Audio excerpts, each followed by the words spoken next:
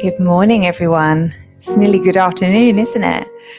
Let me just press this little button over here so we can get that behaving. Amazing. Right.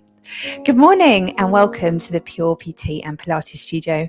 My name is Becky Pritchard. I'm the fitness physio, and this morning I'm going to teach you how to spiky ball your calf muscles. So if you've got tight calves or you've recently injured your calf, I'm going to teach you how to release your calf muscles yourself, but without stretching.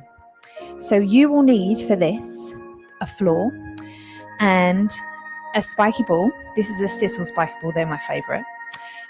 You can buy these, all different brands, but the reason I like Sissel is they're squishy, so you can pump them up if they're not hard enough, but they're not going to crucify your calves first time round. If you don't have a spiky ball, you could use a tennis ball, that's something softer, or you could use something much harder like a cricket ball or a baseball, and that's going to give you a much firmer release. But if it doesn't have the spikes, then it's not going to grip your tissue in the same way.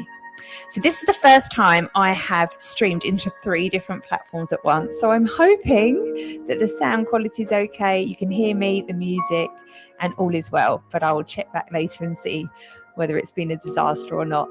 Now I need you to come down onto the floor with me if you're going to do this with me. So I'm just going to lower my camera down and I'm going to come join you guys on the floor. So for a lot of us, if we have had a calf injury or we get tight calves, tight calves, this is where you get your most tension. So here, where your big fat gastroc muscle that shapes the top of your calf turns into a tendon and runs over the top of your skinny muscle, your soleus that lives underneath. So that's where we're going to start with our spiky ball.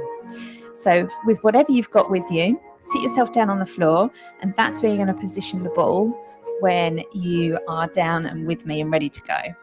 So we're just going to rest our leg into the center of the calf at the very bottom, in the middle of that round calf muscle that lives at the top, your gastroc. Start with a floppy foot, a relaxed foot. If your foot is floppy, it gets deeper into the tissues. If you flex your foot, which we can do, it tenses the muscle, and then you're releasing more on the surface, but you won't get as deep in. So we're going to start with a relaxed muscle. And the first thing I want you to do is just see, how does that feel? Is it painful? Does it feel sore? Is it bearable? If it's not bearable, you need to find another point nearby that is bearable.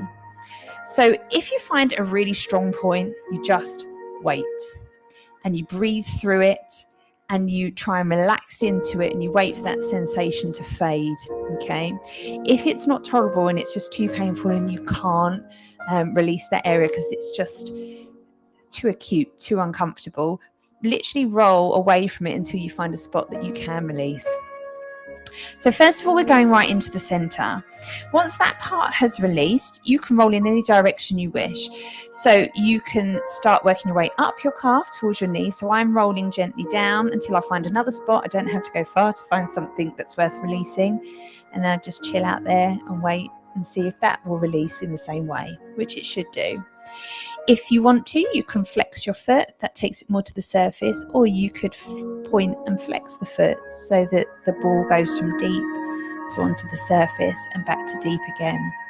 Now your calves are massive and they come all the way around, so you need to have a little hunt on the inside by turning your leg in, and that for me is pretty tight. Or you could do the opposite and turn your leg the other way outwards. Doesn't feel so bad for me out there. Maybe if I turn a bit further I can feel a little bit more, but you basically need to hunt all around this big top part of your calf. Now you can come down onto where the Achilles tendon starts to form and the muscle underneath, but you may find there's not so much to release around there. There's some tension there for me, but honestly it's not very much. It's more that big fat muscle, your gastroc at the top, which is the place that you really want to work on. Now, if you get into position, you're like, well, I can't really feel anything. You need a little bit more downforce. So there's a couple of ways that you can do that. So one option is you cross your top leg over your bottom leg. And already for me, I'm probably going to start making faces now. That has gone from being slightly sore to pretty strong. And I really wouldn't want any more pressure down through that particular point. If that still wasn't enough for you, and it certainly is for me, then you can press through your hands and lift your bottom up and away from the floor. Now, that is a lot of stress through your hands, your wrists, your shoulders, so it may not be for you. And you can do the same technique, but with your bottom floating off the ground. So for me, I don't need to do that. There's enough pressure here. And to be honest, there's enough pressure with just one leg. So there's not a right or a wrong with this. You just hunt all around your calf, find all the good spots. The more you do it, the more you'll get to know exactly where to start. So I know if I go for this spot right in the center at the bottom of that big fat calf muscle, that's your musculotendinous junction where the muscle joins the tendon for the Achilles. I know that there's going to be a sore bit there. So I would always start there and then just hunt around. You can work outwards or inwards, outwards, and all around that region. The only thing to be careful of if you've recently had a calf tear, so I wouldn't ever do this over bruising. So if you've got surface bruising because you've torn the muscle, you need to wait for that to subside. You can release parts of the calf that maybe aren't bruised. And the other time is if you put too much pressure down, you might start to feel your sciatic nerve tingle down into your foot. If you're getting pins and needles in your foot or pain shooting down or up the leg, just be cautious that you might be slightly irritating and compressing the sciatic nerve. Sometimes when we get a really strong trigger point, so a spot that the ball is on that's really intense, you can get referred pain. You might feel it tracking up the leg or down. If it subsides as you relax, then that's fine. You can go with that. That's not a problem. But if you're starting to get in tingly feet, then you need to take some of the pressure away, or you need to find a new spot nearby that doesn't cause that. So I'd love your feedback. I'd love you to have a go and let me know how it went for you.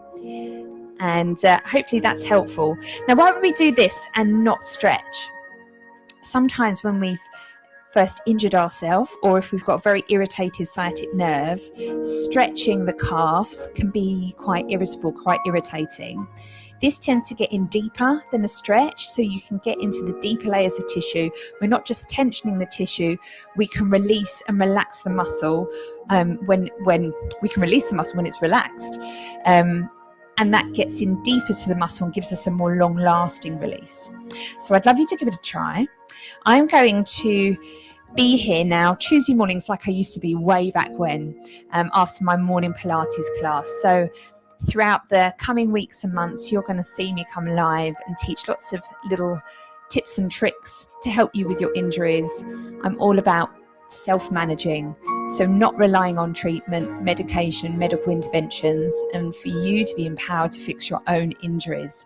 So if you would like to learn a little bit more about how to help your body, then please do subscribe or follow along, depending on which platform that you are listening to. And I will see you next week. Have a lovely, lovely day. See you soon, guys. Take care.